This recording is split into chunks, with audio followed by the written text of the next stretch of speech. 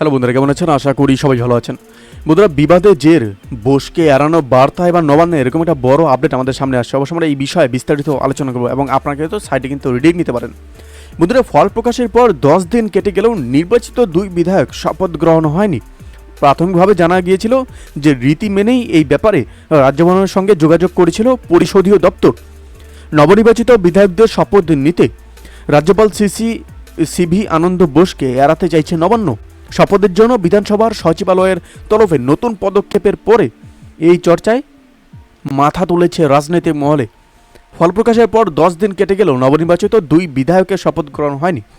প্রাথমিকভাবে জানা গিয়েছিল যে রীতি মেনেই এই ব্যাপারে রাজভবনের সঙ্গে যোগাযোগ করেছিল পরিষদীয় দপ্তর, কিন্তু রাজভবনের তরফে কোনো সাড়া মেলেনি। প্রশাসনিক সূত্রে খবর যে পরিষদীয় দপ্তর থেকে লিখিতভাবে শপথ অনুষ্ঠানের ব্যবস্থাপনা নিয়ে রাজ্যপালের কাছে চিঠি পাঠানোই রীতি এবং তার ভিত্তিতেই সংবিধানের 188 ধারা অনুযায়ী রাজ্যপাল এই ব্যাপারে সিদ্ধান্ত নেন। কিন্তু বারানগর ও ভগবানগোলার নবনির্বাচিত 2 প্রতিনিধির শপথের জন্য পরিষদীয় দপ্তর থেকে কোনো চিঠি রাজভবনে পাঠায়নি, বরং সেই চিঠি গিয়েছে বিধানসভার সচিবের কাছে থেকে।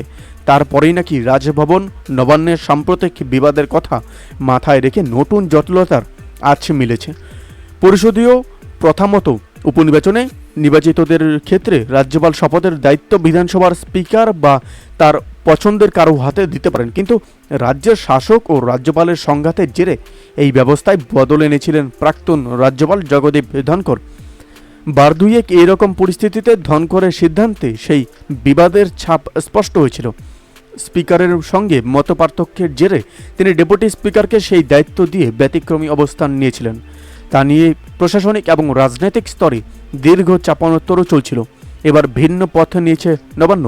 সূত্রের খবর, পরিষদীয় দপ্তর এই সংক্রান্ত চিঠি তৈরি করেও তা রাজভবনে পাঠায়নি। ফলে দপ্তরের তরফে যোগাযোগ আনুষ্ঠানিক করা হয়নি, বরং পরিষদীয় দপ্তরের আগ্রহে শপথ অনুষ্ঠান নিয়ে রাজ্যপালের কাছে নাকি চিঠি পাঠিয়েছিল বিধানসভা।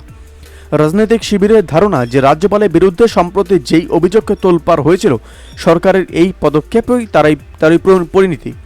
রাজ্যপালের দিকে আঙুল তুলে সদ্য সমাপ্ত লোকসভা ভোটের প্রচারে জনসভাগুলিতে সরব হয়েছিলেন স্বয়ং মুখ্যমন্ত্রী মমতা বন্দ্যোপাধ্যায়। রাজ্যপাল বৈঠকে ডাকলে তিনি রাজভবনে যাবেন না, এমনই ইঙ্গিত দিয়েছিলেন মুখ্যমন্ত্রী। বন্ধুরা, এই আপডেট প্রসঙ্গে আপনাদের কি মতামত অবশ্যই আমাদের কমেন্ট করে জানাতে বলবেন না। ভালো থাকবেন, সুস্থ থাকবেন, ধন্যবাদ। দেখা হচ্ছে নতুন একটি ভিডিওতে। আপনি কোথা থেকে দেখছেন এই ভিডিওকে অবশ্যই আমাদের কমেন্ট করে জানাতে বলবেন না।